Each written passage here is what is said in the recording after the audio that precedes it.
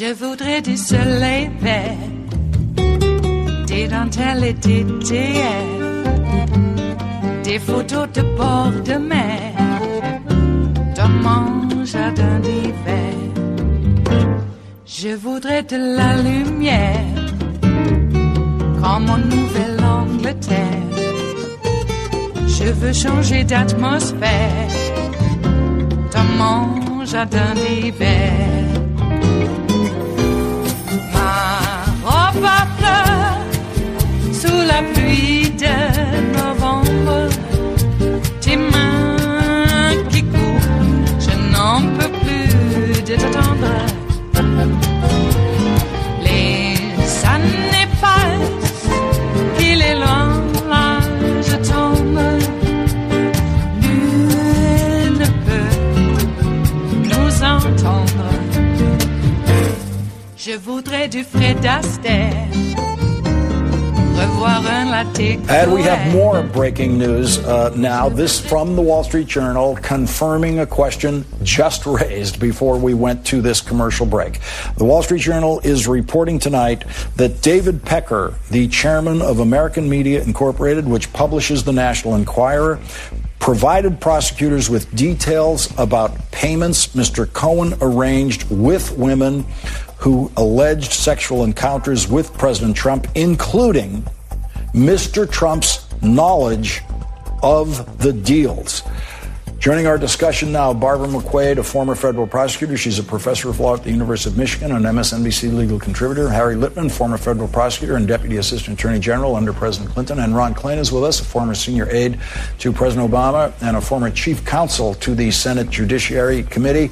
And I saw David K. Johnston there, but someone left him out of my little teleprompter here. David K. Johnston, Pulitzer Prize winning reporter who is running the organization DC Report. .org, which studies the Trump investigation.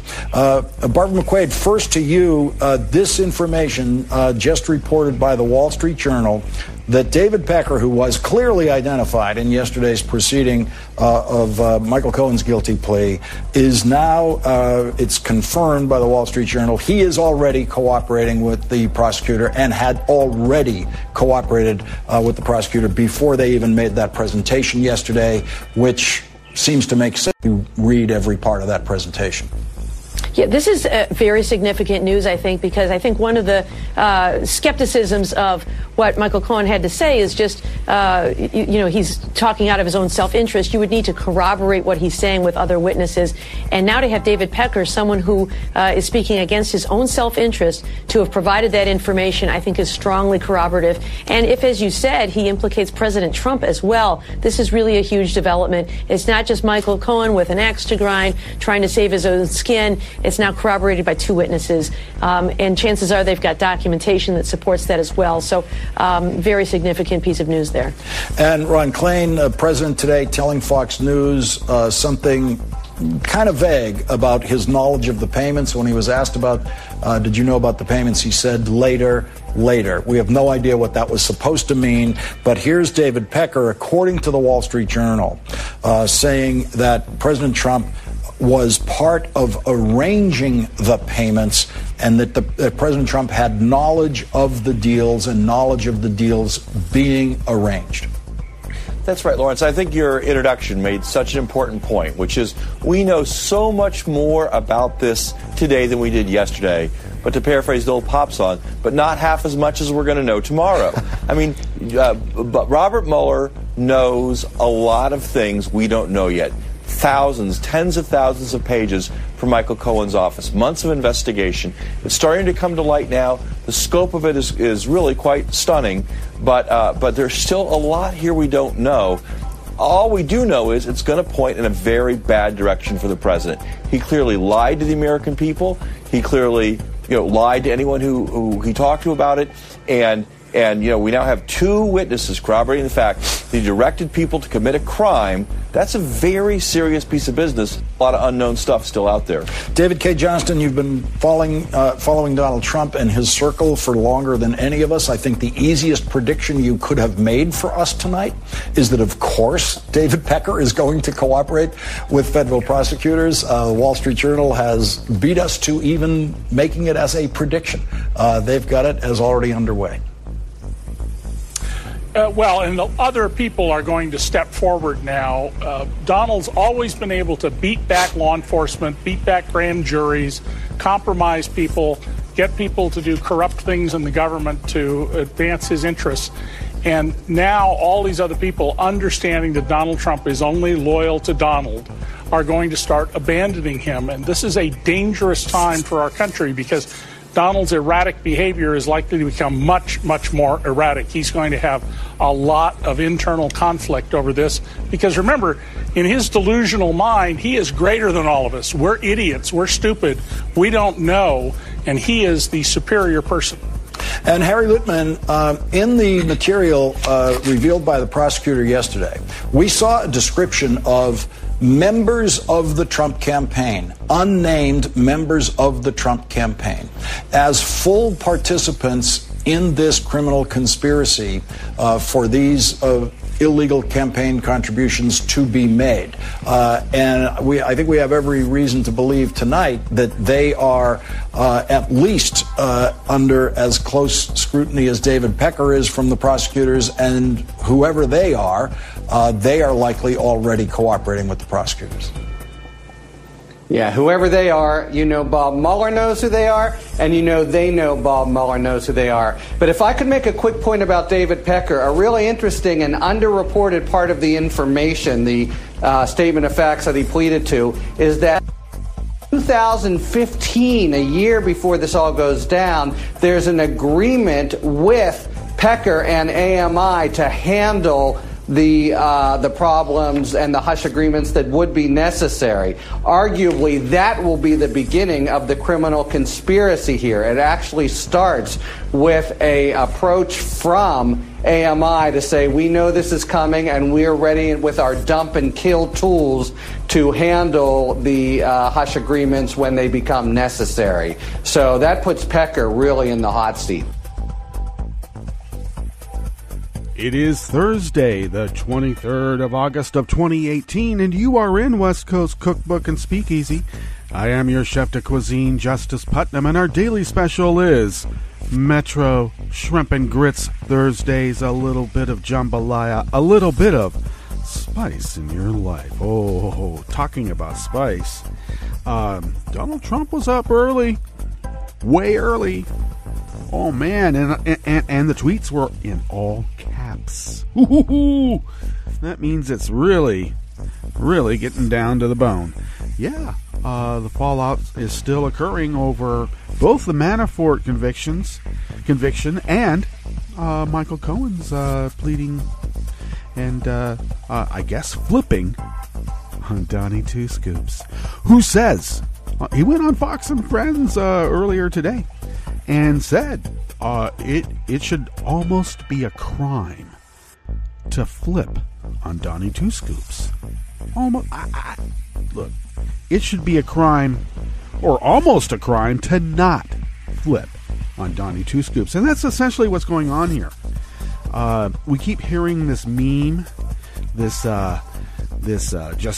just common knowledge. I mean, everybody just knows that if the Russians came to the Democrats and said, we've got dirt on Donnie Two Scoops, and we can help you win the election by manipulating 70,000 votes in 3 states, in 3 counties, in 3 states, and all we want is drop the sanctions, get rid of the Magnitsky Act, and tell us where our enemies are that are American citizens so that we can take them back for the justice that they deserve at the Gulag. And everybody says, oh yeah, anybody would do that. Well, except that when it happens to the Democrats or people who believe in the rule of law and have maybe a loyalty to what it is that we call the Great Experiment. You know what they do? Yeah, they turn it over to the FBI, because that's what you're supposed to do. I mean, I just think of the debate notes that, who was it that, it was Gore. Gore's campaign somehow came upon the debate notes that that GW had. And what happened there? Oh, yeah, well, the guy who discovered them turned them over to the FBI. And then he recused himself from the rest of the campaign because, there you go. That's what we do. At the top, that was Lawrence and his panel, basically taking David Pecker. You would think a guy by the name of Pecker would be running the National Enquirer. Yeah. Well, he may be in some legal jeopardy himself, though he did flip on Donnie Two Scoops. It should almost be a crime.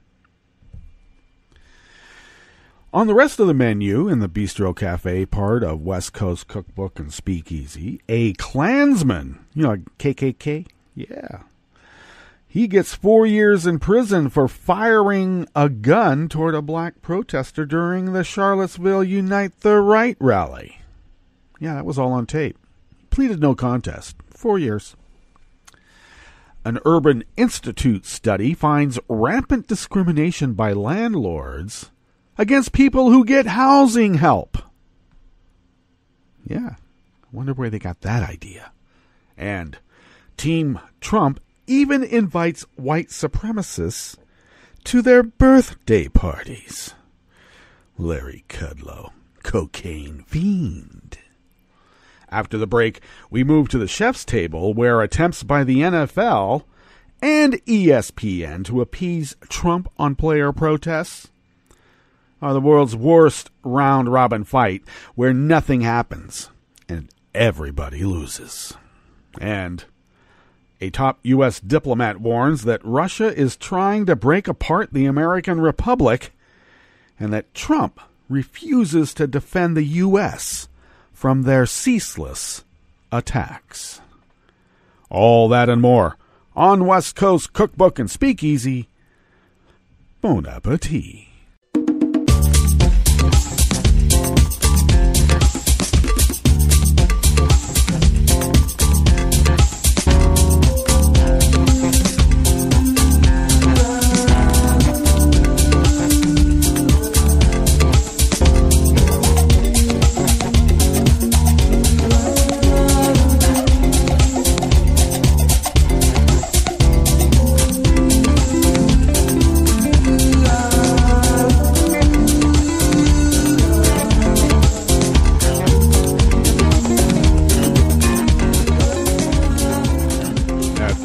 Of our homepage at netrootsradio.com, you will notice the chat room link at the rightish of the page, monitored by Kelly Lincoln, who, I will remind you, is still direly in need of some funds in which to complete the upgrade on her hardware and software so that Kelly Lincoln, Roaring Girl, can do the good work that Resistance Radio requires of all of us. So if you could help her, that generosity would be greatly appreciated. And we also appreciate your generosity by taking a gander to the leftish of the page at our homepage at netrootsradio.com. And you will notice then the Contribute Donate buttons, and your generosity there also is greatly appreciated. We are unable to do this without you. Those Soros checks, I think we have to just accept the fact they're never coming. A promise was made, and at least we were told a promise was made. I never knew that we were supposed to be getting these Soros checks until the opposition said that we were. So I figured they knew something we didn't. But they're not coming. And thank you. Thank you for your generosity in picking up the slack. Because just a smidgen, a wink, an eyelash from George Soros would pay the bills here at Netroots Radio for really, I don't know, decades? That guy's rich. And you can follow Netroots Radio on Twitter at Netroots Radio. check us out over on Facebook, too. You can do that. Do follow me on Twitter at Justice Putnam. And most importantly, if you would, go to Daily Kos, where I can be found as Justice Putnam. The show notes and links diary is posted about 10 minutes before showtime, and all the links and show notes are there for your perusal. You can follow the show on Twitter. Yes, you can follow the show on Twitter at Cookbook West. And everywhere else, we're as West Coast Cookbook and Speakeasy. I mean, we're still West Coast Cookbook and Speakeasy on Twitter, but for some reason I got the at Cookbook West because, I don't know, maybe I had no coffee in me at that point. Or not enough. I can't remember. Something went wrong. And now I'm living with it. I apologize. You can pick up podcasts of the show by way of TuneIn, iTunes, Stitcher, Spreaker, YouTube, etc., etc., etc. Okay, we better get on with the stories that have been curated for you today in Metro Shrimp and Grits Thursdays. That's right. Remember, keep the Old Bay for the clam bake. Please, don't put it in the jambalaya. You will be sorry. This first article here is brought to us by Joshua Eaton out of Think Progress. A member of the Ku Klux Klan who fired a handgun toward a black protester during a white supremacist rally in Charlottesville, Virginia last year, was sentenced to 4 years in prison on Tuesday. Judge Richard Moore sentenced Richard Preston Jr. of Baltimore, Maryland to 8 years in prison, with 4 of those suspended and 3 years of supervised release on one count of shooting a firearm within 1,000 feet of a school. And Moore had pleaded no contest in May. "We did not go as the Klan," Preston told WANE News in Fort Wayne, Indiana, 2 days after the rally. Wayne News. Yeah. Okay. "We didn't go there to create havoc and fight. We went there to protect a monument." That's what they were doing. A picture that accompanies the Wayne story appears to show Preston and his fellow militia members at the rally making a Klan salute. "We didn't go there as the Klan. We just, I don't know, we felt it was like mob psychology. We were just like individuals with our own moral code that would never have allowed us to behave like that. And then we got into a big crowd, and the next thing you know, an amorphous entity arose called the mob. And we were a part of it, and we had no volition of our own. We were just sucked along, and the next thing we knew, we were like racist pigs. It was so terrible. It's so unlike me." Preston, age 53, though, is the founder and imperial wizard of the Maryland-based Confederate White Knights of the Ku Klux Klan, but said he attended the white supremacist White Unite the Right rally in Charlottesville as a militia member. See, it's different. See, with the Klan, we're like racist bigot pigs.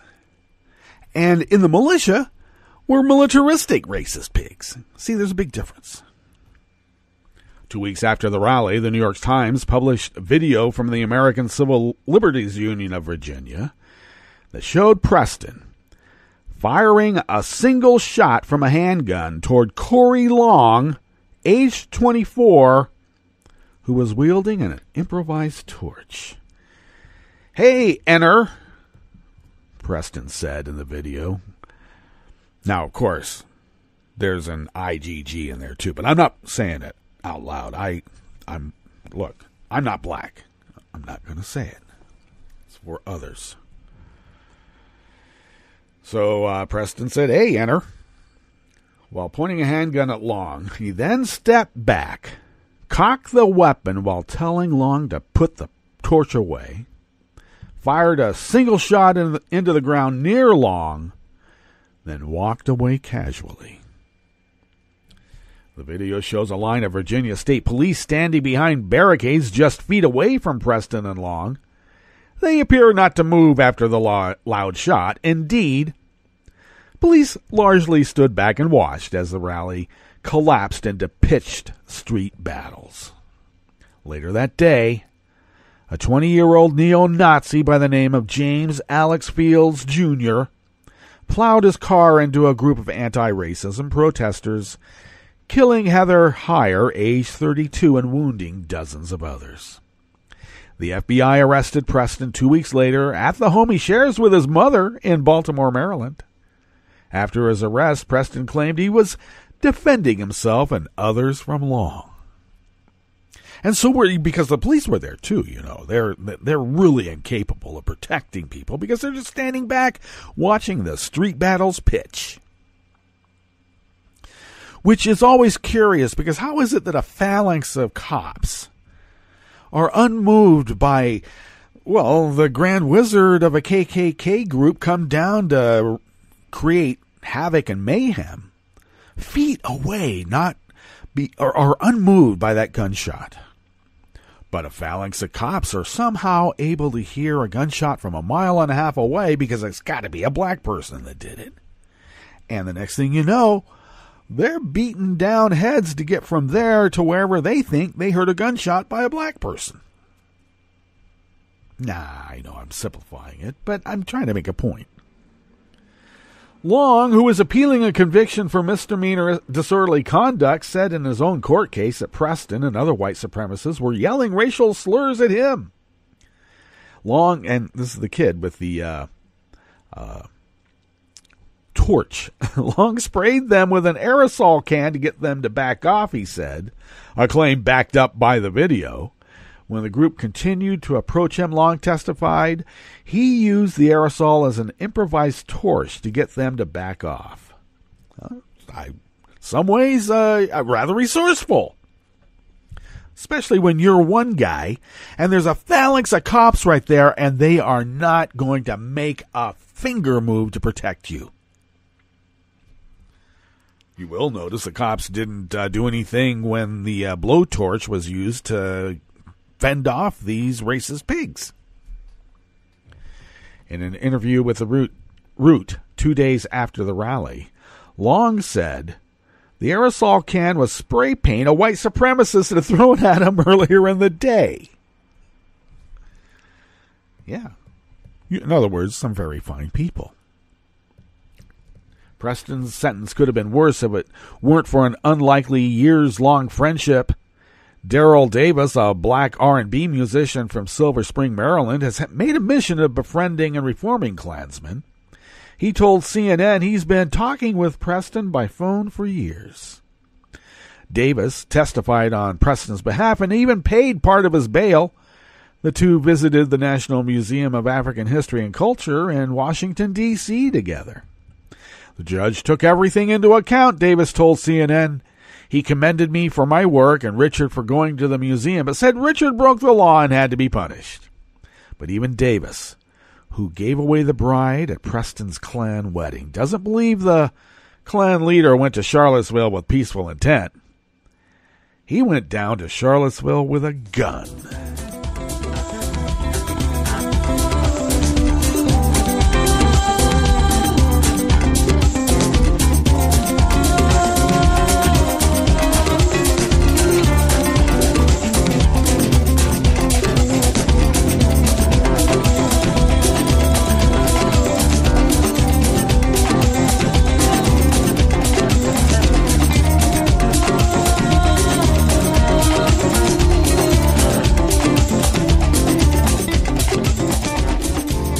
McLean of Think Progress brings us this offering here at the Bistro Cafe, part of West Coast Cookbook and Speakeasy Metro Shrimp and Grits Thursdays.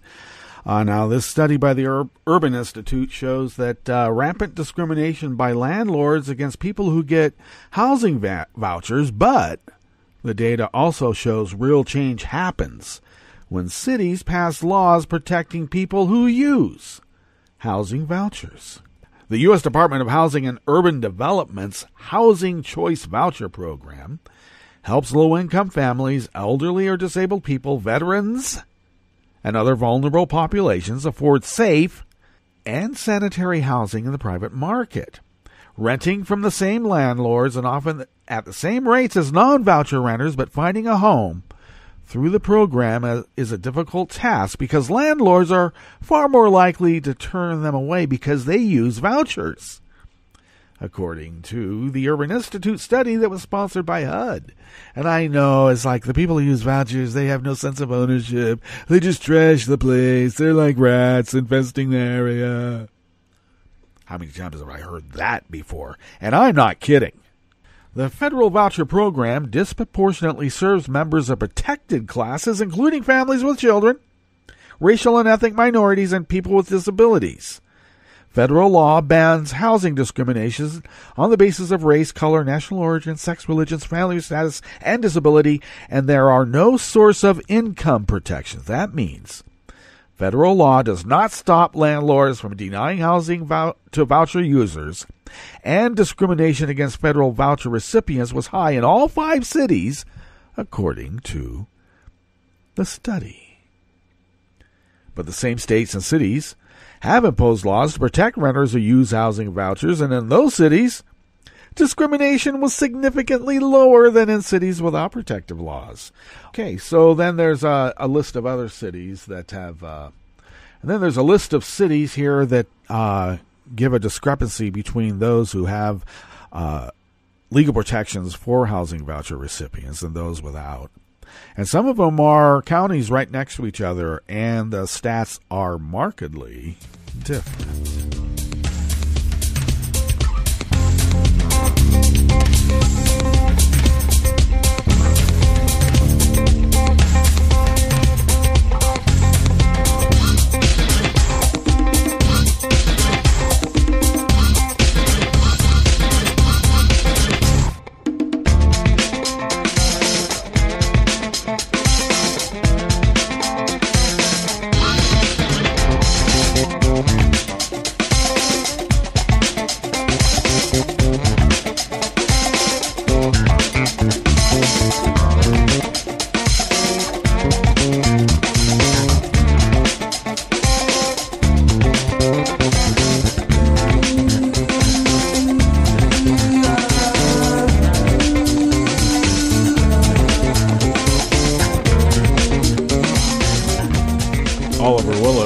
Blue Media brings us this last offering here in the Bistro Cafe, part of West Coast Cookbook and Speakeasy.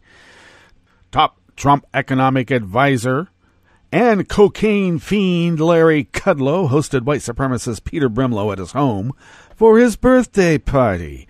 Oh, do know that a lot of interjections are in this reporter's opinion, shall we say. After the Washington Post uncovered Brimlow's place on the guest list, Kudlow told the paper, "If I had known this, we would never have invited him." This is not a believable statement.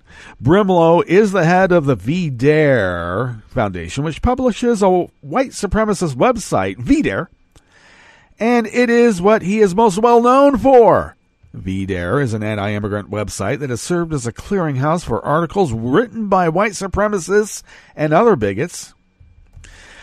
Brimlow has argued that immigration laws should be changed to allow mostly whites into America. He has also published bigots like Sam Francis of the Council of Conservative Citizens, otherwise known as the CCC, who said blacks were a retrograde species of humanity. Well, he ought to know. He's as retrograde as they get. Brimlow similarly published white supremacist Jared Taylor, whose own magazine promotes eugenics and called for race betterment through selective breeding. And he ought to know, too, because selective breeding was never practiced in any part of his existence that he's aware of. Brimlow's views fit right in at the White House, led by Trump, that has featured figures like Steve Bannon, who promoted the racist alt-right, and Stephen Miller, who is an anti-immigrant zealot. Racism and hate are the key elements in this White House, and this is in Oliver Willis's opinion, but I think in this reporter's opinion, I would concur. The venom flows from Trump down to his underlings, and racial supremacy is a constant drumbeat that permeates public statements and policies. It is impossible to separate hate and this White House from each other, and it isn't credible when Trump team members make claims otherwise. This is who they are. Indeed, they are. Hey, we better get to our break. And when we come back, we will, of course, go through weather from around the world and finish up with the stories that we've curated for you today. You are listening to West Coast Cookbook and Speakeasy, and we will be right back. You are listening to netrootsradio.com. Please hang up and try again.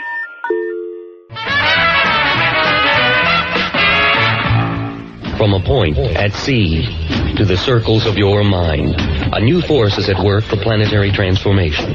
New radio for a new Earth.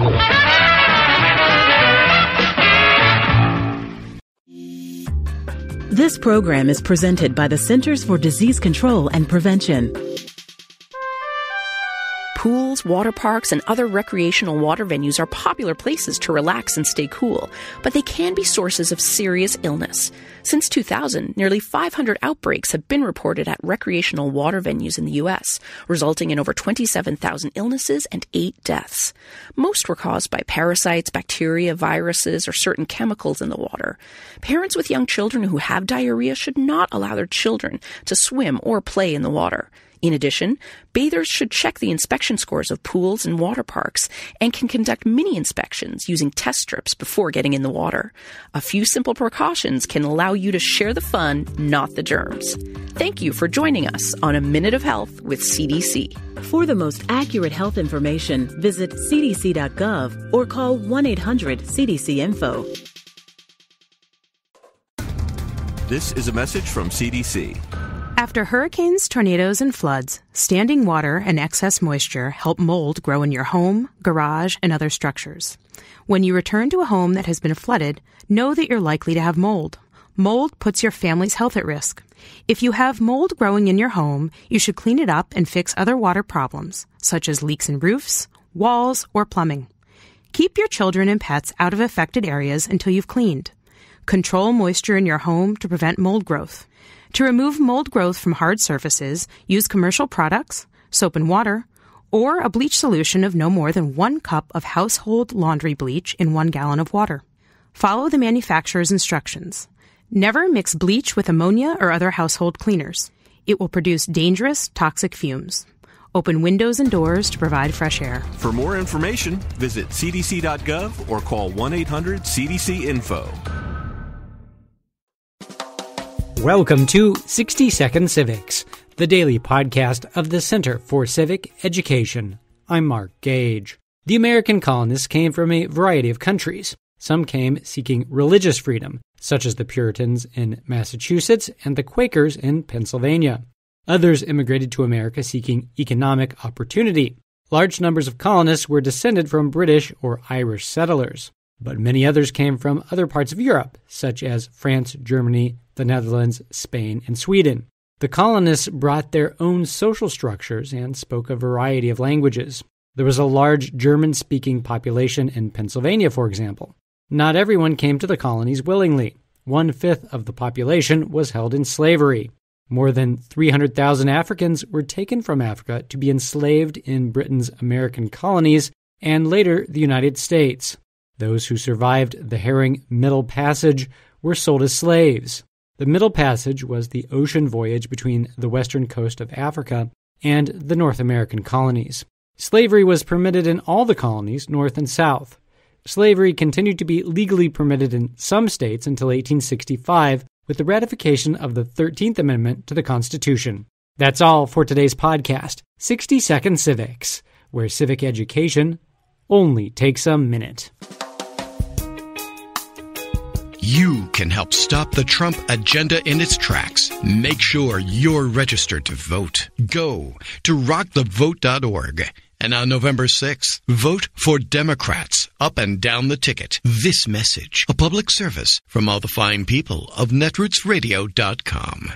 I read the news today, oh boy. It's time for Nicole Sandler's What's News from NicoleSandler.com and the Progressive Voices Network. White House Press Secretary Sarah Sanders took to the podium Wednesday for her first briefing since Tuesday's double whammy of Paul Manafort's convictions and Michael Cohen's plea deal. But she didn't really answer many questions. Michael Cohen, under oath, pleaded guilty to, among things, paying Stormy Daniels and Karen McDougal during the campaign. And he says he did it at the direction of the President of the United States. Did President Trump commit a crime? As the president said, we've stated many times, he did nothing wrong. There are no charges against him, and we've commented on this extensively. Then why not report these payments? I'm not going to get into the back and forth details. I can tell you, as the president has stated on numerous occasions, he did nothing wrong. There are no charges against him in this. And just because Michael Cohen made a plea deal doesn't mean that implicates the president on anything. John? Here today and say the president has never lied to the American people, because so many people now look back at that tape of him on Air Force One saying he knew nothing about these payments, when in fact we now know he knew everything about these payments. So has he lied? Look, again, I think that's a ridiculous accusation. The president in this matter has done nothing wrong, and there are no charges against him. You begin to hear a theme here? As the president said, we've stated many times, he did nothing wrong. There are no charges against him. As the president has stated on numerous occasions, he did nothing wrong. There are no charges against him in this. The president in this matter has done nothing wrong, and there are no charges against him. What the president has stated a number of times, he did nothing wrong. There are no charges against him. All he knows that he did nothing wrong. What I can tell you about this is that the president did nothing wrong. There are no charges against him. There is no collusion for anything beyond that. Just because you continue to ask the same questions over and over, I'm not going to give you a different answer. The president has done nothing wrong. There are no charges against him. Sorry, Squire. I'll scratch the record. Sorry, Squire. I'll scratch the record. Sorry, Squire.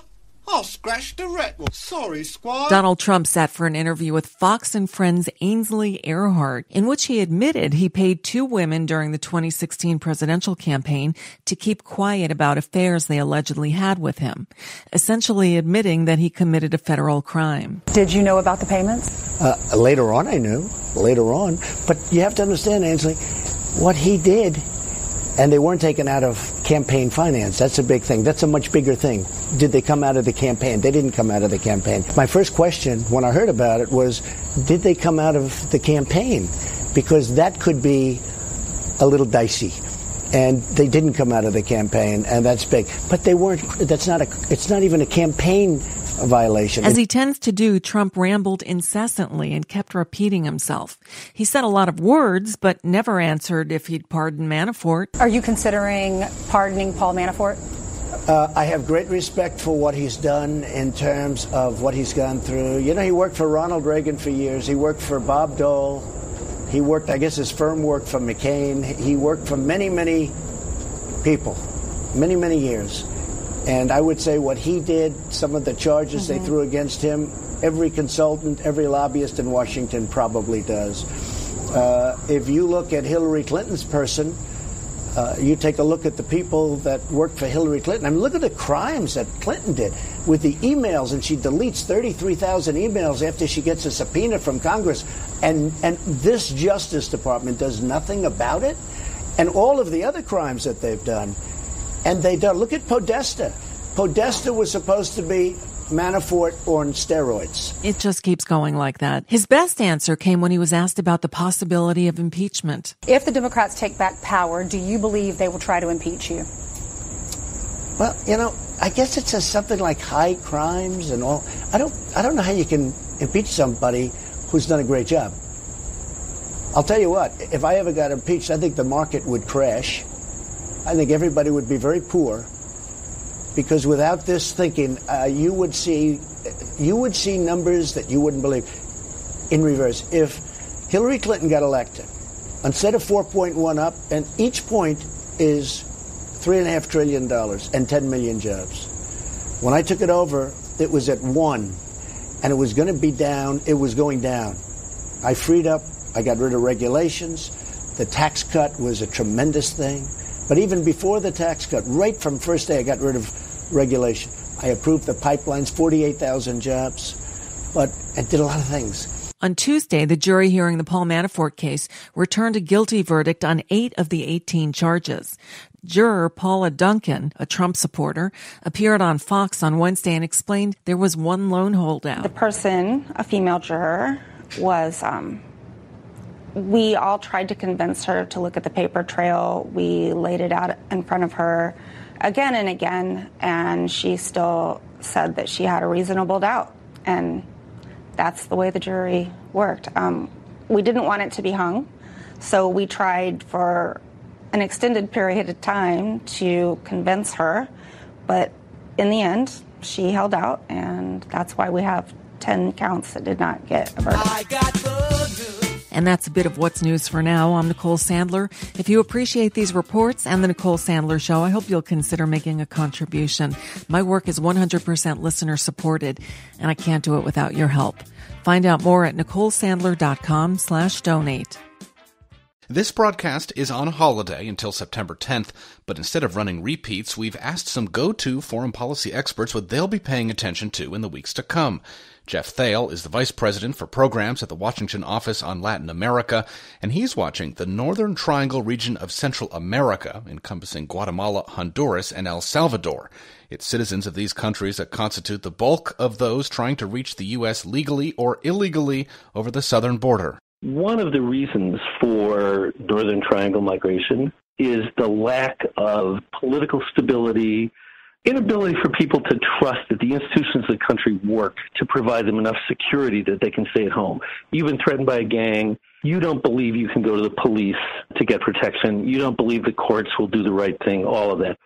All of that is linked to strengthening the rule of law, making the police work, all of that. And it's also linked to the fight against corruption. Corruption is a long-standing issue in the Northern Triangle, but two developments show the region could be at a crossroads. In Guatemala, President Morales has continued to push back against this UN-sponsored commission investigating corruption and politically linked crimes. The commission has twice now opened investigations against the president himself. And the president has repeatedly and most recently threatened to change the mandate of the commission, have the head of the commission lose his legal status in the country. So there's an ongoing battle there. In El Salvador, last week, the attorney general settled a plea bargain with a former president of the country. He got a 5-year sentence. He's paying back about 10% of the money he's accused of stealing.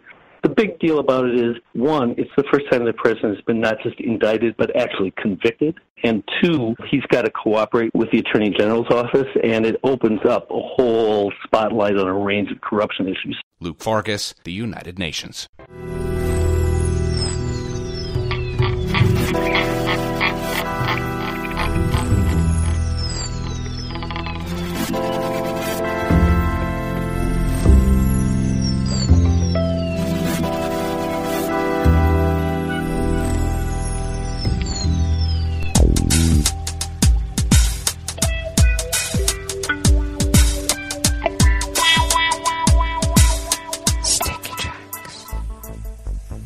Thank you for accompanying us here to the chef's table at West Coast Cookbook and Speakeasy Metro Shrimp and Grits Thursdays. A little bit of jambalaya, a little bit of spice in your life.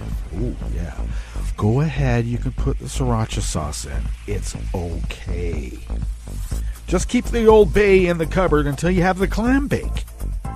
Old Bay is only for clam bake, no matter what they say. Oh my.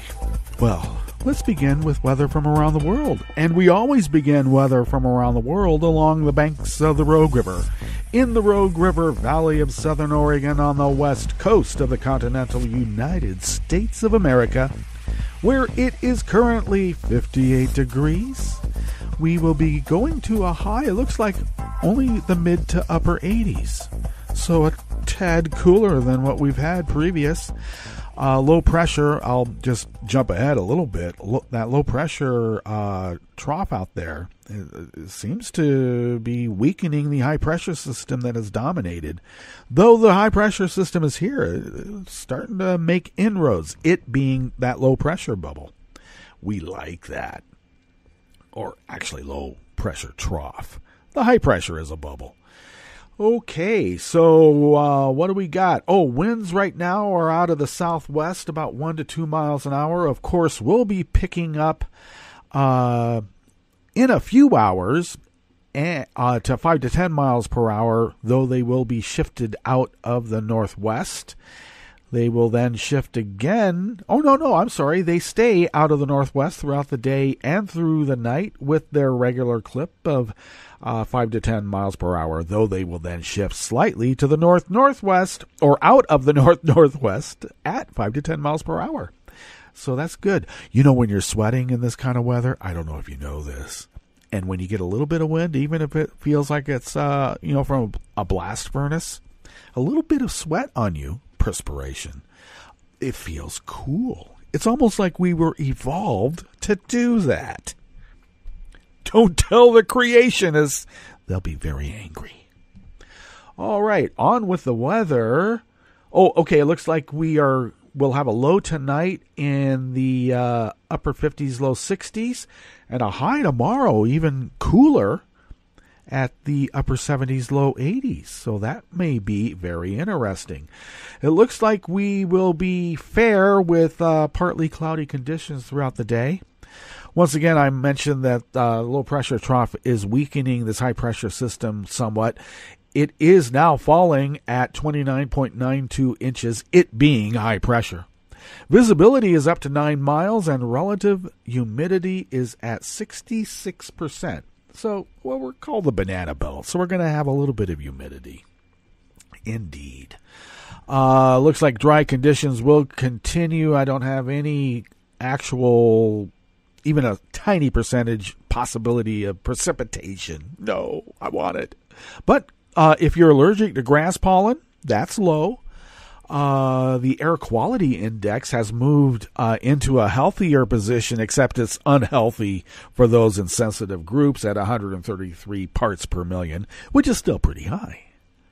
But it's better than the 178 to 200 parts per million that we've been having. Ouch! Where it was unhealthy and dangerous for everyone. And the daytime UV index continues to decrease ever so slightly, though it is still in the high range, but at 7. So it's down from 8 now to 7. Okay, weather from around the world is brought to you by people's personal weather stations that they purchased.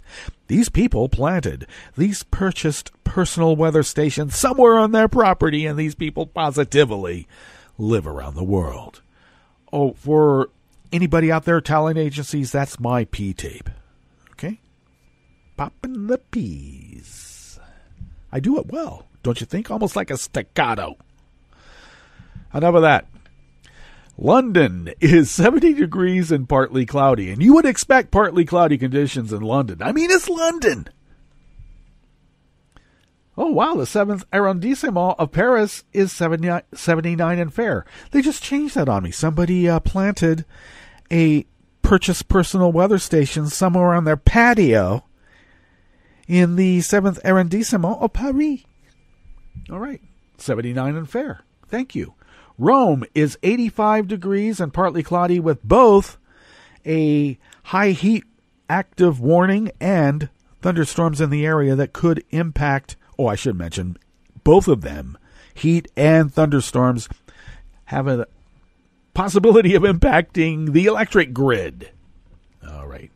You know how hard it is to wire marble and other and granite? Oh my God, the work it takes to drill holes through that? I've done it. It's not fun.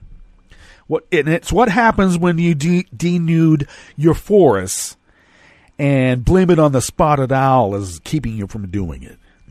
These people. All right. Kiev is 75 and fair. Kabul is 85 and fair. And you know what I say about Kabul when it's 85 and fair? Do not have a wedding party. You'll live longer. Hong Kong is 77 and partly cloudy. Tokyo is 84 and cloudy with thunderstorm and heat advisory there as well. Sydney, Australia is 54 and mostly cloudy. San Francisco, California is 59 and cloudy. And New York is 70 degrees Fahrenheit and partly cloudy. And that is weather from around the world, brought to you by people's personal weather stations that they purchased. These people planted these purchased personal weather stations somewhere on their property, and these people positively live around the world.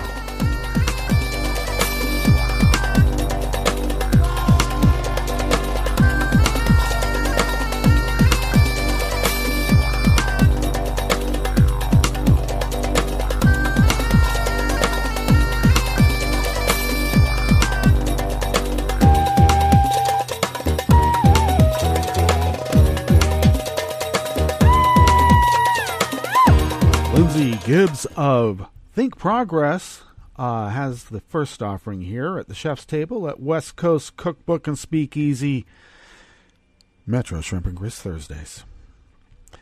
Hello and welcome to round 100 of ESPN versus Trump versus the NFL, an obnoxious, nonsensical, mind-numbing round-robin fight where nobody wins and the entire audience loses. Naturally, the proceedings were breathlessly covered on multiple cable news stations, even as two of Donald Trump's formerly closest aides were each convicted of 8 federal crimes, and Trump himself was implicated in another. The latest episode of the stupidest serialized saga in sports began late last week when new ESPN president Jimmy Pitaro gathered with a select group of journalists at the company's Bristol, Connecticut headquarters to talk about his vision for the company going forward. The main takeaway? ESPN does not have a liberal agenda, and it will be sure to stick to sports going forward. There's not a liberal among us. We're all conservatives. Don't fear. You know, liberals are actually an enemy of the state, and Vladimir Putin is allowed to have direct communications in the Oval Office, apparently, wired right in, or wireless, however they're doing it. Maybe they got Pruitt's cone of silence, and that's how they're able to communicate. $43,000, got to put it to work. Back to the story at hand. I will tell you very clearly, I've been very, very clear with employees here that it is not our jobs to cover politics purely, Pitaro said. That's a lot of popping peas, too. Pitaro then told reporters that he had proactively told the NFL that the network will not air the national anthem before games this NFL season. Presumably, it's a decision meant to appease skittish advertisers in the NFL who remain fearful of diverting too much attention away from competitive, traumatic brain injuries on the field in favor of coverage of players protesting police brutality and systemic racism, a common criticism from conservative media over the past couple of years. But, barely an hour or two after one of his rally down there in West Virginia, 2 of his closest campaign aides and confidants were charged with 8 counts of federal crimes apiece. So Trump just expressed his displeasure with ESPN's decision. Yeah, your 2 closest aides are going to prison. Blame ESPN for those damn black athletes taking a knee and disrespecting the flag that is representing me. All right. Well, look, long story short, they're going back and forth to appease this guy, and in the process, nothing will appease him. He doesn't want the NFL to exist because they wouldn't ever let him be an owner because he's a mobbed-up traitor. We need to be clear about that.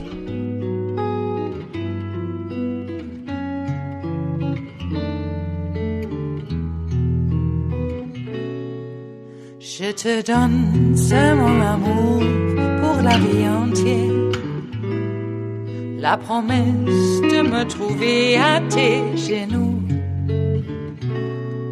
Aussitôt que tu m'appelles, rester toujours fidèle, c'est tout, c'est tout. Je te donne tous mes printemps, mes étés de mer, mes automnes quand les feuilles tombent partout. Si ce n'est pas une bonne affaire, je te donne tous mes hivers, c'est tout. Eric Ballard of Share Blue Media brings us this last offering here at the chef's table at West Coast Cookbook and Speakeasy, Metro Shrimp and Grits Thursdays. Russia is not simply trying to interfere in American elections, a top U.S. diplomat warned Congress on Tuesday. Acting on the command of Russian leader Vladimir Putin, hackers and operatives are determined to undercut and dismantle U.S. democracy by pitting Americans against each other. Putin wants to break apart the American Republic, not by influencing an election or two, but by systematically inflaming the fault lines within our society. A. Wes Mitchell, the Assistant Secretary of State for European and Eurasian Affairs, told the Senate Foreign Relations Committee. Putin's thesis is that the American Constitution is an experiment that will fail if it is challenged from the right way within. So he accepts the fact that we are the great experiment, and the great experiment must fail. Specifically, Mitchell stressed that Russian operatives were supporting American groups on both ends of the political spectrum, both financially and organizationally, in hopes of fueling deep discord. I'm not getting any rubles. Of course, I think they tried, found out that, I don't know. Maybe my influence obviously isn't as wide as they require. Okay. It's a very cynical effort to pit pre-existing political camps against each other, he said. The worst thing to do, Mitchell warned, is to politicize the Russian attacks, which is exactly what Trump has done. Last month, he tweeted that Russia will be pushing very hard for the Democrats. Well, this is what we've been arguing all along. This is about America's security. It has nothing to do with party. I thought as Americans it didn't matter what our political stripes were. But if you want to use a military metaphor, it's who you trust to be in the foxhole with you.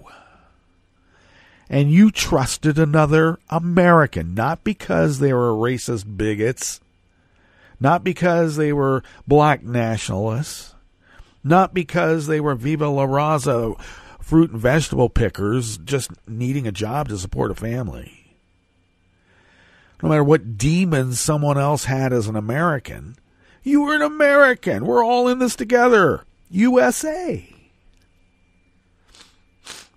And now what has happened? Democrats are the enemy? Republicans are the enemy? I thought we were Americans. Well, of course, we did have a civil war in which brother killed brother. And, sister killed sister, too. I mean, because, and I suppose the takeaway from that is not that it can't happen here. It has happened here. And the great experiment was actually knitted back together in spite of the great effort it took to mire up the results that the other side hoped. Here I go, the other side. But it's true. So do we allow a foreign entity to come in and mess it up for us? I mean, we're well capable of doing it ourselves without foreign help. I mean, come on. We're Americans. Okay. And what makes us Americans also is not let bygones be bygones, but those who have transgressed will be punished. They will serve their time, and the rest of us will figure out how to keep that behavior from arising again in our society, and we'll work hard to make sure it doesn't. I mean, we're Americans. Enough of that. We got to get out of here. It's the end of our broadcast period, but Netroots Radio will broadcast on with all the breaking news, and we will visit with you tomorrow for Blue Moon Spirits Fridays, because we are all Nighthawks in the Diner of Life. So do stay tuned for breaking news on Netroots Radio, and we will visit with you tomorrow in West Coast Cookbook and Speakeasy. Bon appetit.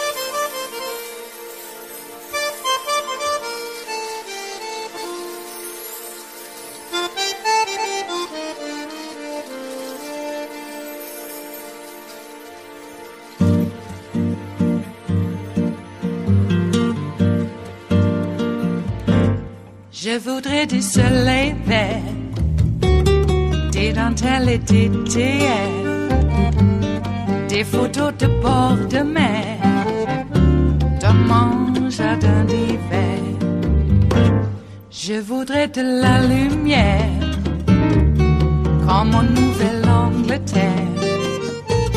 Je veux changer d'atmosphère, dans mon jardin d'hiver. Ma fleurs sous la pluie de novembre, tes mains qui courent, je n'en peux plus de t'attendre. Les années passent, qu'il est loin, là je tombe. Nul ne peut nous entendre. Je voudrais du Fred Astaire, revoir un latte Cohen. Je voudrais toujours te plaire, dans mon jardin d'hiver. Je veux déjeuner par terre, comme au long de golfe clair, t'embrasser les yeux ouverts, dans mon jardin d'hiver.